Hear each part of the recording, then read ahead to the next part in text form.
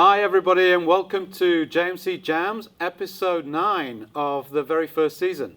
Today we're going to be talking to Dona Nicholls, who is one of our professors here in JMC, and Dona is responsible and expert in all things to do with our magazine program, and other stuff as well. But today we're going to focus specifically on magazines. What are magazines? Which ones do we have? And how can you sign up to join our magazine program for next semester? So without further ado, I'd like to introduce Dona Nicholls.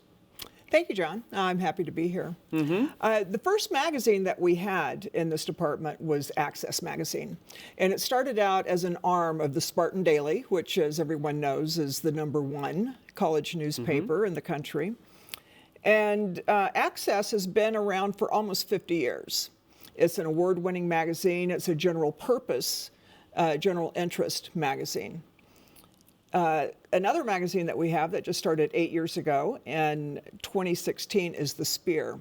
And we are the only CSU out of all 23 that has a sports journalism program. And that's what The Spear focuses on, is athletics here at San Jose State.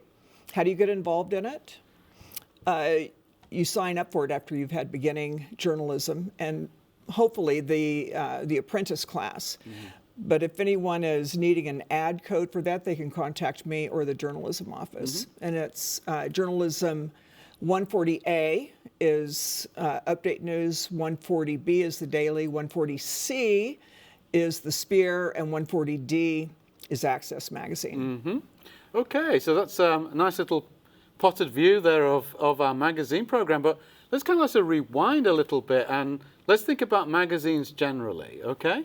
The magazine market, is it buoyant? Is it something that, you know, is moving increasingly online? Do we still pick up magazines? What's going on with magazines? We do still pick up magazines, and you might figure out that the #1 place to pick up a magazine is at the airport. But it is buoyant, and it does have a robust growth right now. Not just general purpose, but really the magazines that focus on a particular niche are the ones that, if you're an avid surfer, for instance, you might pick up a magazine that focuses on surfing. But our magazines, one is general purpose and one is micro-focused on sports. What kind of journalism is that? It's longer form journalism. So when you think of most news stories, you think of it as a tweet, or you think of it as something that, I can consume that story in 140 characters or 140 words, whereas magazine journalism is longer form journalism. That's for when you've got a little bit more time. It's raining outside, or you just want to curl up and take a deep dive into something. And how much do people normally pay for a magazine? Because I remember, buying magazines avidly, going back 20 years, for example, and they were, of course, they were pricier than your newspaper, but not as expensive as a book or even a graphic novel. But now, I mean, they're kind of big bucks, aren't they? As an industry, they are expensive, but you need to think about how many people it will be exposed to. For instance, if you've got a magazine on your coffee table, it's liable to be picked up by a dozen or so people. And you asked earlier, is it going online? If you're not online, you're probably missing a good portion of your potential readership, because today's consumer wants to be able to hold it in their hand, to access it online, to hear what's happening with it and see what's happening with it across all social media. And that's typically the way that magazines and newspaper stories are sold to the reader, is through social media. And I mean, having, for example, subscribed to The Economist, right, for a while, the digital format from experience is one where lots of, you download before you get on the plane, so you've got it there on your iPad or on your phone, and it does echo the actual print copy, but you can also go further, can't you? You can watch videos, listen to audio, and it kind of enhances a story somewhat, doesn't it? It does, and I'm glad you brought that up because that's exactly the kind of journalism that we're teaching here at San Jose State. It's not just writing the story. You've got to enhance that. Now let's talk about, you go to any website, any media website to read a story. There's probably a video and a couple of still shots to enhance that and augment that.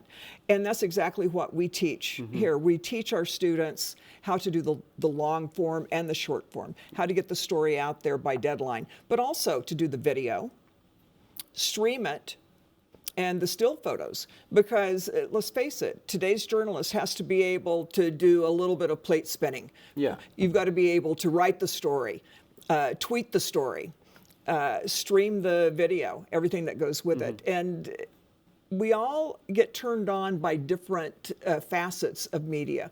And you might be a visual person, whereas another person might be a word person. But what we have to do as journalists is we have to be able to deliver in various formats. Yeah, and I guess, with that in mind, our reading, the way that we read and the way that we consume content now is very different to when we used to isolate all of these different platforms, because now we're engaging with the story not in a linear way, are we? When we're watching a video, reading a paragraph, but then kind of being taken through into, say, some audio about aspects of the story that may have gone before, we're being exposed to stories in ways which are, I guess, as I said before, a non-linear format, yeah? That's right. And with today's media, each person in America is exposed to thousands of different media every single day. And of course, all of those have an impact on us too. Yeah. I mean, I'm totally fascinated by storytelling. I mean, it's part and parcel of what, my practice does, but also, of course, everything that we do here in JMC. So how are magazines like The Spear, for example, how are they doing things that go beyond just the print version?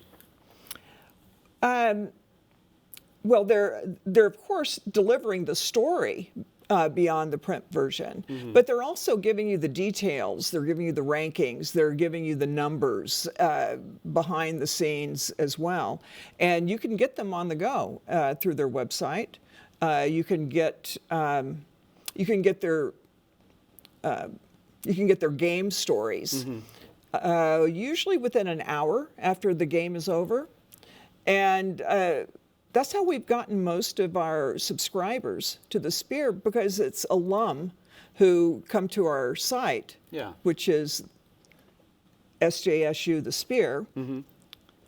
Our alums come to the site because they want to know what happened in the game. And you get it, and we do stick behind that deadline. Yeah. We have to have a finished story within an hour.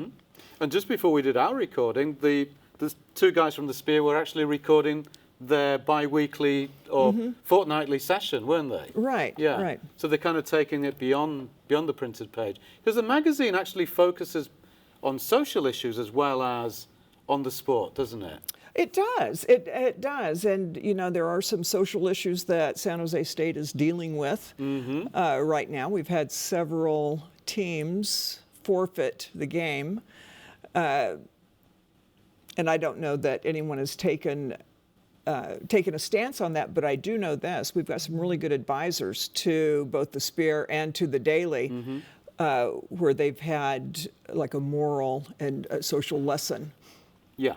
It's part of their role as reporters, That's as right. journalists, writers, storytellers, right?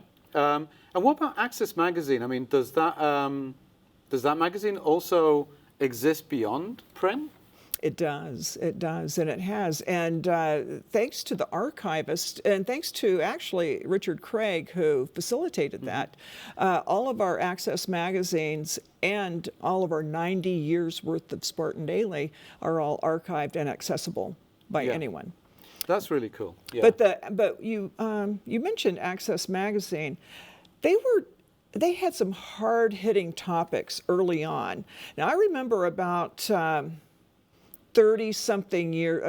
30 years ago, Access did a story on strippers, student strippers. And surprisingly, many of them were on our swim team. So who's in better shape than a swimmer? And they were stripping on the side for extra money, but they were the first ones to do that story. The Spear broke some amazing headlines a couple of years ago that resulted in a president resigning and our athletic director resigning because it was known that they had sort of siphoned money off that was intended for athletic scholarships and it had been used otherwise. Yeah, and of course the Spear is in a great position to cover this because they're not just looking at the games, they're not just reporting on that, they're looking at the wider consequences and the wider culture around. Yeah, you speak about the culture. You know, how about duck? You know, we've got that, the duck that now has passed his legacy down to someone else. That's become part of Spartan pride and Spartan culture.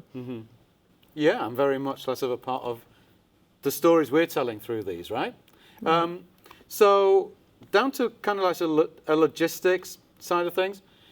It's not just journalists or student journalists who can take these magazine classes. Oh, I'm glad you brought that up. Yes, in fact, we have seen a robust growth in students coming in from design studies and wanting to minor in advertising and or journalism so that they can take advantage of the Spear and access to showcase their portfolios. Yeah, and as a result of that, personally, I've also seen the quality of the magazine actually really skyrocket, you know, in terms of design.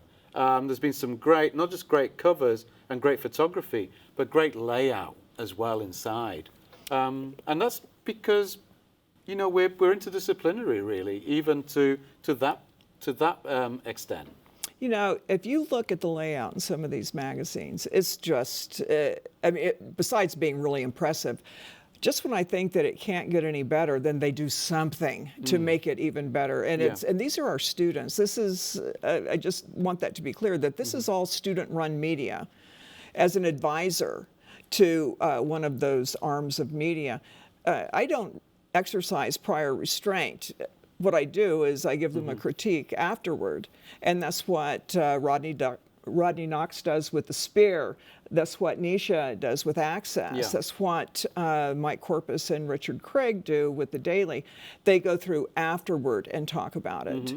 And the nice thing about both of these magazines is that you have 3 printed copies to have in your portfolio when you finish the semester. That's right. Yeah. And we just had a couple of students who had joined us as a result of being in the design program, and they wanted to have that portfolio. One of them in particular is at NYU now. Yeah, I know, it's an amazing experience. I mean, it doesn't count as an internship, but it might as well do in a way, right? Because you are kind of echoing the magazine studio. And just to kind of like sort of, I guess, round things off, we're going to be signing up for these magazines for next semester, right? Yes, we are.